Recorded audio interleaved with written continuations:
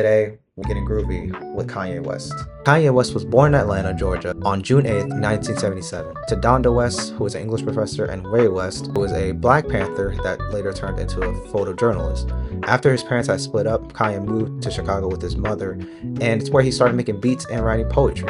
By this time he was a teenager, he started making beats in his basement studio, which was supported by Donda, who advocated for his artistic growth over his academics. Kanye earned a scholarship to Chicago's American Academy of Art in 1997, and then he transferred to Chicago State University to study English literature. While he was succeeding academically, he decided to drop out because he thought it wasn't teaching him fast enough, so his heart was towards music. He should make an album about that. He sold beats to local artists in his area, one of his early placements being Atlanta's Jermaine Dupri in 1998. He almost got a deal with Capitol Records, but they backed out. Rockefeller eventually signed him hesitantly. 2002, Kanye would unfortunately get into a car crash while he was sleeping while driving, while trying to get home after a long day home late at night, which resulted in a shattered jaw. He needed to have his jaw wired shut for the next 2 weeks. I wonder if he made any music during that time. We finally got the College Dropout on February 10th, 2004. Yes, Kanye, own the fact that you didn't have to be adept.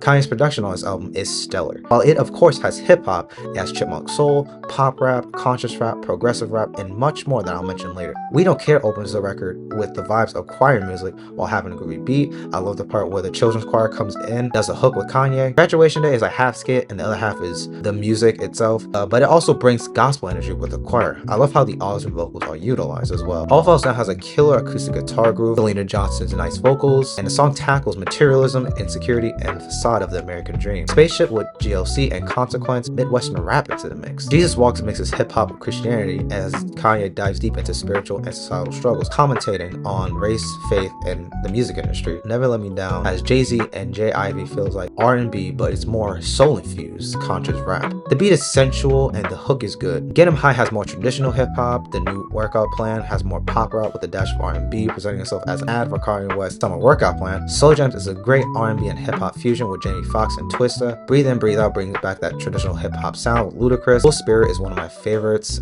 as it has a little bit of that chipmunk soul with some pop rap of the high-pitched ad-libs in the background throughout the track. Two Words presents itself as very cinematic with the choir and hard-hitting kick drums in the chorus. Through the Wire is an excellent chipmunk soul track. This is the track that he made when he was in the hospital with his mouth wired shut, and I believe that this showed his passion and ambition for music. So inspirational. This song should have closed the album in my opinion, as The Last Call isn't all that enjoyable for me as it is 12 minutes long, but overall this album definitely challenged the idea of what hip-hop could also sound like. It's a great album. After the success of the College Dropout, Kanye was no longer going to be seen as the guy behind Jay-Z. He was going to be the frontman. Kanye would later enlist John Brion, who is a renowned film composer who's known for working with Fiona Apple and film score Eternal Sunshine of the Spotless Mind and Punch Drunk Love. Brion's style of music would inspire Kanye for what he would do on his next record, Late Registration, released on August 30th, 2005. This album carries the momentum that College Dropout had going for it. It works with a few more genres such as psychedelic soul and funk with We Major and Celebration, chamber pop from John Brion's style, still has conscious rap with times from Sierra Leone, crack music, My Way Home. This album is filled with highlights as well. Heard Him Say has soft piano with a bit of lo-fi. Adam Levine sounds good on the hook. Touch the Sky sounds very grand with the horns as it has one of the most memorable choruses in hip-hop period. The Lupe Fiasco feature is fine. Gold Digger is my favorite song on the album. I love the jazz, soul infused with the hip-hop flair. I also love the sample and how it's executed. Again, one of the most recognizable choruses ever in hip-hop. Drive Slow is a very slow and sexy. I love the bells, sultry sax, elements of trip-hop. Where's that Gorillaz feature when you need it? Roses bring back that neo-soul sound as it's about loss and grief. I love the choir in the background. Bring Me Down has a dramatic orchestra in the mix and Brandy sounds good. Addiction has smoky jazz rap. Gosh, this album is great, but not all that perfect. That being said though, it has something to offer in its catalog. Again, another great album. Late Registration was another success for Kanye as it landed at #1 on the Billboard Hot 200. Here on, Kanye would be infamously known for saying George Bush doesn't care about black people on the Katrina telethon. Yes, Kanye, speak up for what's right. I'm sure this won't get any worse anytime soon. Kanye will be inspired by U2 and the Rolling Stones in 2006 for their arena and stage presence with arena-ready anthems, European electronics, and stadium synths. In interviews, he also confirmed that he would purposefully remove the skits and filler for a tighter and more focused album experience. There was a moment where Kanye and 50 Cent agreed to compete head-to-head with their albums as Graduation and 50 Cent's Curtis would release on the same day, which Graduation will of course win as far as sales go. Curtis still had that gangster rap appeal and blah blah blah blah blah. Graduation, on the other hand, had progressive synth-driven rap, and that's where we get to the day where we could all celebrate for our academics, but in this case, for Kanye, it would be for music. Graduation, released on September 11th, 2007. This album defined a whole era for Kanye, whether it be his live performances, or the way he plays features on the album, or the fact that he leaned into the electro stadium rap. I know we're a bit early into his catalog, but I think this is his best work for sure. There are so many highlights off of this album. Good Morning has lumbering drums with ambience, while Kanye depicts the morning of graduation day. Champion makes me feel like I've walked into a grand opening of a theme park. Sounds colorful with the sample. The bridge has that jazz edge to it, along with that stilly dance sample I mentioned. Stronger is my personal favorite on the album. It drives off of Daft Punk's Harder, Better, Faster, Stronger. The synthleys, the hip-hop and electronic dance fusion shows Kanye's creative ability at the time. I Wonder has roaring strings, pianos, and drives off of a Labi Safri sample. It creates that stadium anthem, and it's great for visual. Good Life drives off of a Michael Jackson PYT Pretty Young Thing, which gives it that pop rap appeal. And T-Pain aligns with the synths, giving that track electro and R&B fusion. Can't Tell Me Nothing is Kanye's bold anthem about defiance, reflecting on his career while giving us a slow-burning synth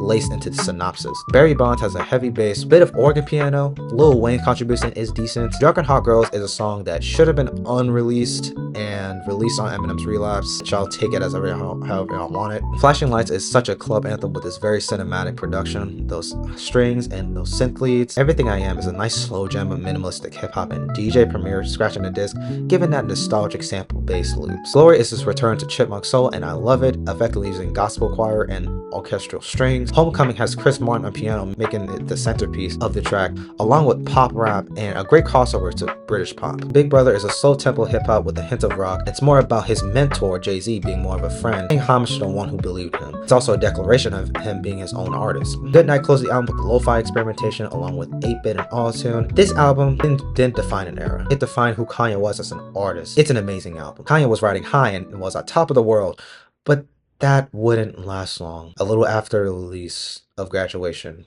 his mother, Donda, would pass away due to complications following a cosmetic surgery. And his fiance, just a year later, whom he was engaged with for 18 months by 2008, would break up with him in April 2008.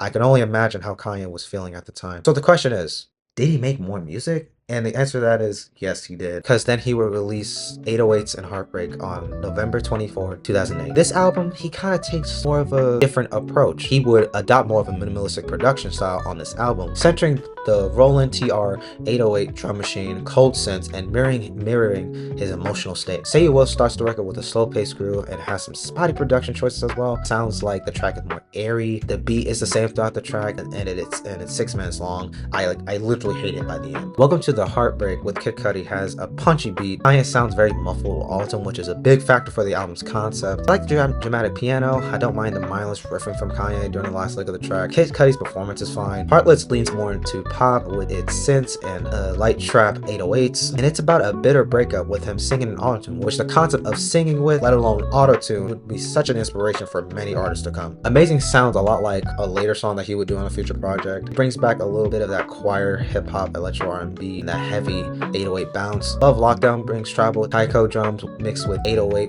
thumps. Paranoid is a nice electro 80s synth funk. Robocop brings back orchestral strings with electronic production that sounds like what Owl City was working with at the time. The rest is fine. They don't do the album much justice. Other than what I've heard already. With all that being said though, this album is solid, groundbreaking, and super influential. I would recommend a couple of songs here and there rather than a full album listen. Later in 2009, he would attend the VMAs, and it's where the infamous moment of Kanye giving Taylor Swift her award, Kanye would then proceed to say that Beyonce had one of the greatest music videos of all time, which resulted in a lot of backlash. I mean, even Obama called him a jackass. He decided to cancel the tour, go to a secluded studio in Hawaii. Kanye would start to work on music to win back the public, to make something grand. And that album was Mind Before Dark Twisted Fantasy, which was released on November 22nd, 2010. Now, this record is highly critically acclaimed as Kanye's magnum opus. But before I get into that record, I need to say this. What I say about this album should not affect on whether or not you enjoy it, as all this is my opinion based on my own bias, as music is subjective. I just want to make that clear. This record is how Kanye would win back the public, mixing everything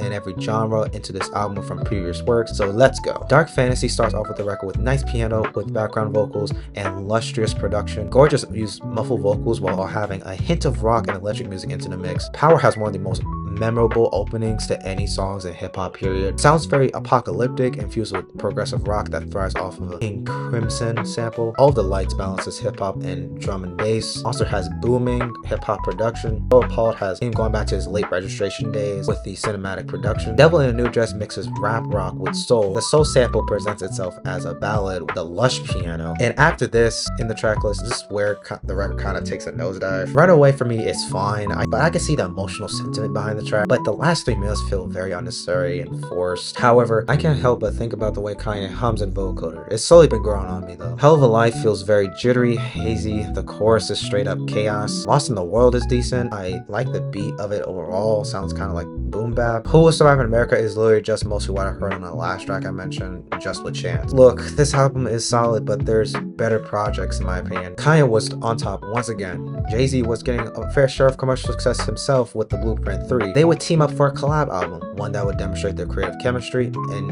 Kanye's momentum being carried over to it as well. That album would be Watch the Throne, released on August 8th, 2011. This album is where the duo would explore luxury rap on songs like Niggas in Paris. Dubstep will come into the mix with tracks such as Who Gon' Stop Me, while Welcome to the Jungle brings back that heavy rock tinge elements. Always starts off of a soul sample. Day sounds slow and sensual with that R&B edge to it. Liftoff sounds a bit offbeat to me, especially on the Beyonce verse. I Love You brings back a little bit of that Chipmunk soul. The album is fine. I don't really come back to it often. It has highlights, but I feel kind of underwhelmed coming back to it now. All that being said though, Kanye and Jay-Z will be on a wave of praise for the album, as it was a luxury rap spectacle. Kanye was basking in the success during the tour, but still relied on Jay-Z to feel grounded. For his next album, he would collab with Rick Rubin, whose stripped-down aesthetic guide to Kanye's to further sculpt his sound. He would work with Mike Dean, Dustin Mohawk, and Travis Scott, which would turn into Yeezus, released on June 18th, 2013. Kanye on this album would embrace heavy levels of distortion, industrial, and abrasive texture.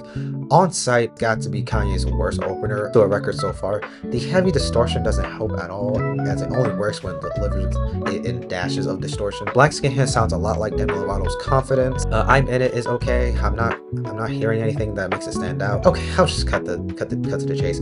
I didn't really like this album, to be honest, so we'll move on. Kanye had received intense backlash, which made him think about his musical outputs for his next album, as his next album would debut at the Yeezus Season 3 Madison Square Garden Party, where Kanye would refer to as a gospel album, as it would explore themes such as family and faith. That next album will be Life of Pablo, released on February 14th, 2016. Now, I have heard about this album being a classic in Kanye's catalog. I would say I sort of agree. This is a record I genuinely enjoy. Famous has lumbering, punchy beats with the ambience, and he drops a line about how he made Taylor Swift famous, which is hilarious. Father Stretch My Hands Part 1 brings back that gospel sound. Part 2 has one of the most memorable choruses in hip-hop period. Ultralight Beam brings back choir music with the organ piano. While I do like a couple more tracks here and there, such as Feedback, Highlights, Waves, Real Friends, Wolves, and a couple of more tracks. And tracks like I Love Kanye is just a pointless freestyle to me.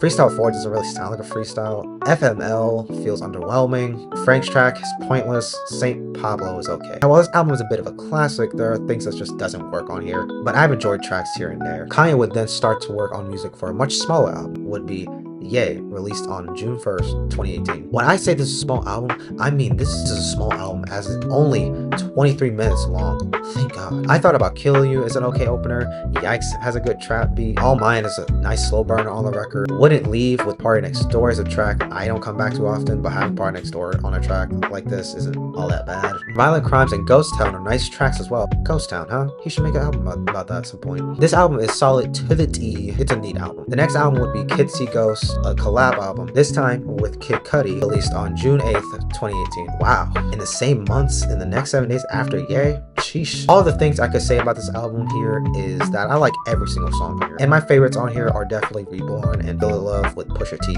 Now that I've gone over 10 albums, what's next? He would release Jesus is King in 2019, Donda in 2021, Vultures 1 and 2 in 2024, most recent Donda 2 and Never Stop just this year. Kanye West has been on that downward spiral about certain things I don't think I could say on YouTube. If you want to get into Kanye, just check out his first 3 albums. Like, I believe that's where he was at his peak creatively. If you want to see another video like this, please go check out my Gorillas video. You'll see it like one of these sides. Please follow my Instagram and TikTok. This has been the Groovy Discog Files, and I'm gonna see y'all later.